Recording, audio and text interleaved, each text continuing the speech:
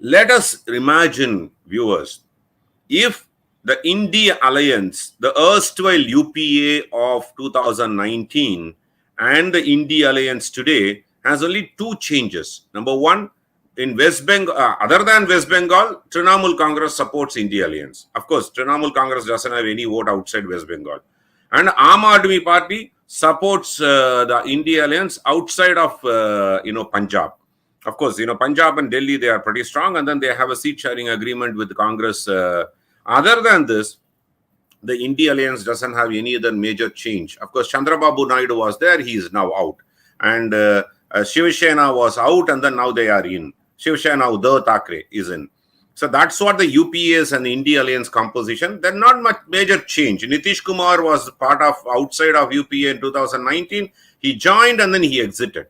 So look at the composition of UPA in 2019 and in Indi alliance of 2024. Not much of a change. And if they have to form the government, there are fundamental certain barriers they need to cross, right? If 300, let's just assume for a moment, wild assumption, let's just do that and then say that Indi alliance will cross 300. What are all the barriers they need to cross? Fundamentally, Congress has to win minimum 150 seats. Minimum 150 seats. And without Congress stitching the entire national thread of all these regional parties of DMK, Alliance, Communist, Trinamool Congress, Aam Aadmi Party, NCP Sharad Pawar, and Shiv Sena, Uddhav Thackeray, and RJD, you name anybody. If you have to unite them, you need a national thread, and then Congress must win 150.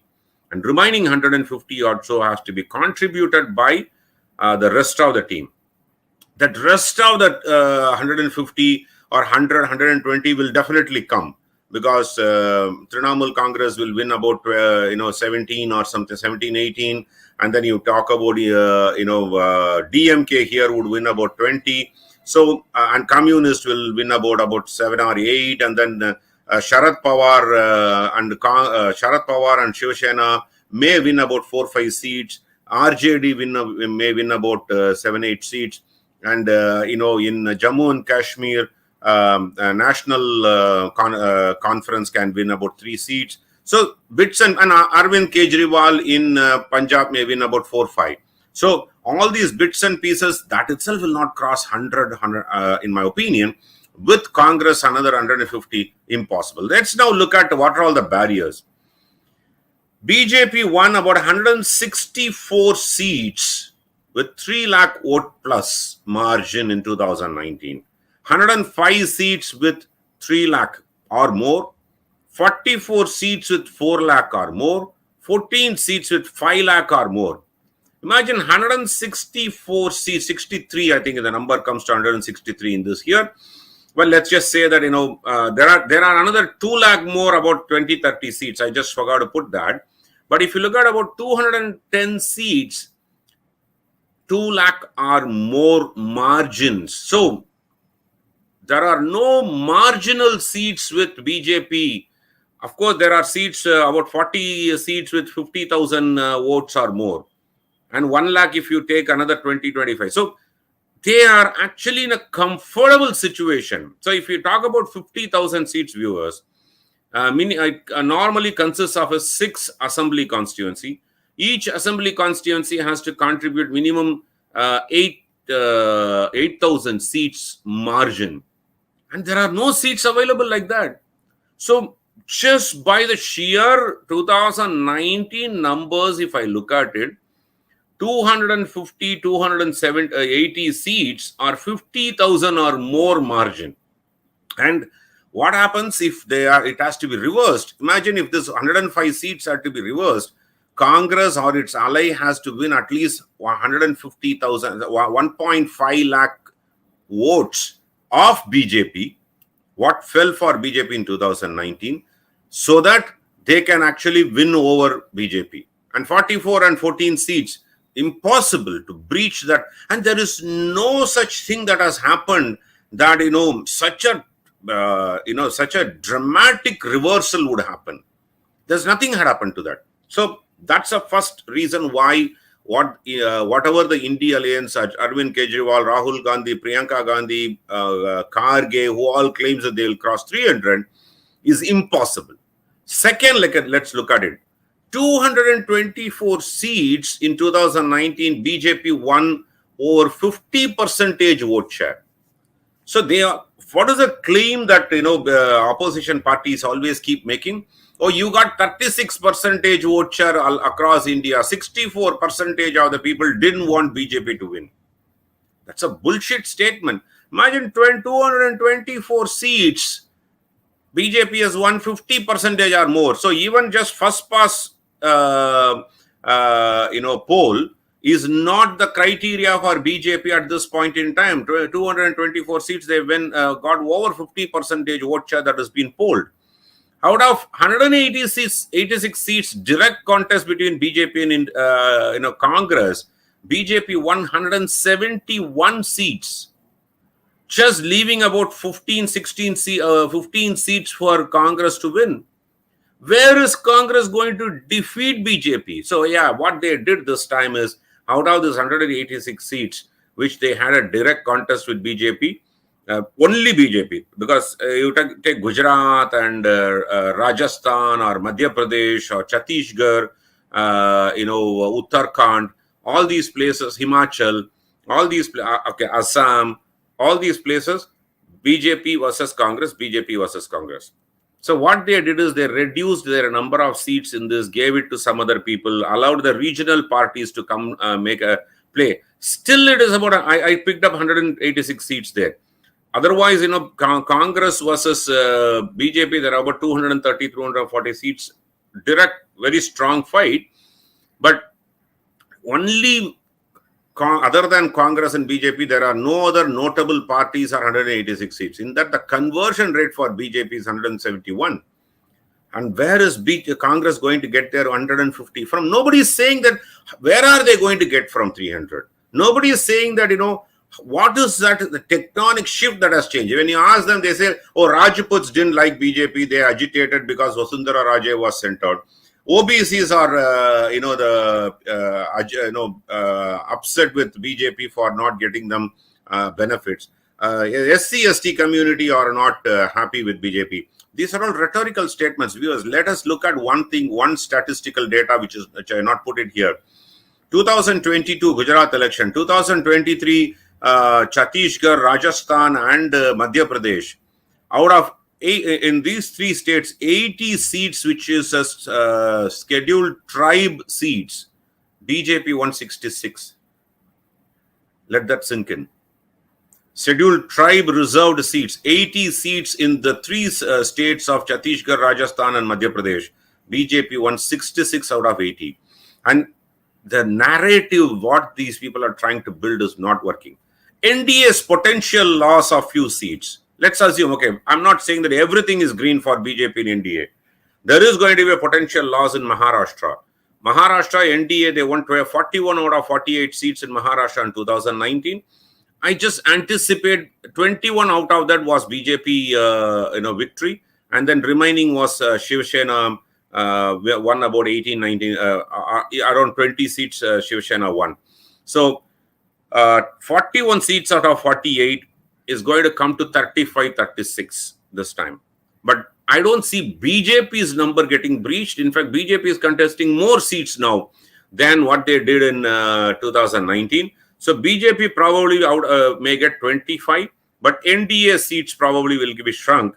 And then, Congress and Shiv Sena, Uddhav Thackeray and Sharad Pawar, NCP may get. Even then, Baramati may be breached by, which used to be Sharad Pawar's bastion. Of course, it's going to the same Pawar family. Ajit Pawar's wife is contesting against Supriya Sule. Karnataka in 2019, 26 seats won by BJP and an ally, independent. 25 seats by BJP, one independent, so 26 seats out of 28. This time I anticipate 23 by NDA minimum, maybe 24, 25. Okay, let's take a conservative number of 23. 21 by BJP, 2 by JDS. So 23. 5 seats probably given to Karnataka. So they have an additional 3 or 4 from Karnataka. Bihar was out of 40, 39 by NDA in 2019. Only 1 seat by Congress. RJD was 0. This time it is going to be at least 5-6 seats to RJD and Congress. And in fact, BJP will not lose, but Nitish Kumar may lose some seats. So that is the reality. And what about those losses? The look south policy of Narendra Modi actually is working towards them. Number one, Telangana last time 2019, 4 seats won by BJP. Now it is going to be at least 12 seats. So 8 seats gain. Andhra Pradesh 0 before, maybe about 2. I'm talking about only BJP. Tamil Nadu 0, maybe about 2 or 3, 0 to 2, let's just say. Kerala 0 before, comfortably 2, maybe 3 seats. So all these, whatever they are losing or breach, whatever that has been losing in the other 3 states, already been compensated by the other states. Now, BJP will gain seats in Uttar Pradesh. Previously, they got about 65 seats. Now they are going to get about 75. Of course, 62 was BJP alone in Uttar Pradesh in 2019. They'll get about 71, 72 now. 10 seats more. West Bengal, there was 18 earlier. Definitely lowest is 25. May go up to 30. So another 10, 12. Odisha, it is going to be probably 14 and 7 for 14 for BJP. Previously, I think they got about 7 or so.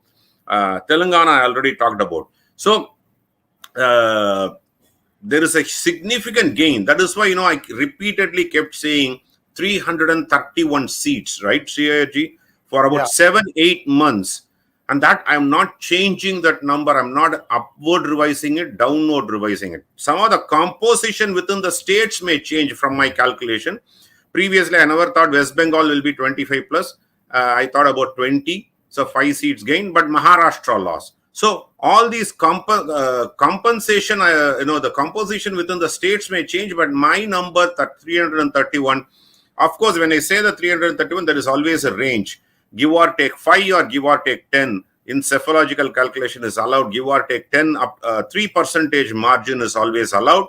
So when you apply a 3% margin, give or take 10 itself is allowed. So 321 to 341. So I put a 331. So this range is not changing much. Road to Delhi, viewers, is always through Lucknow.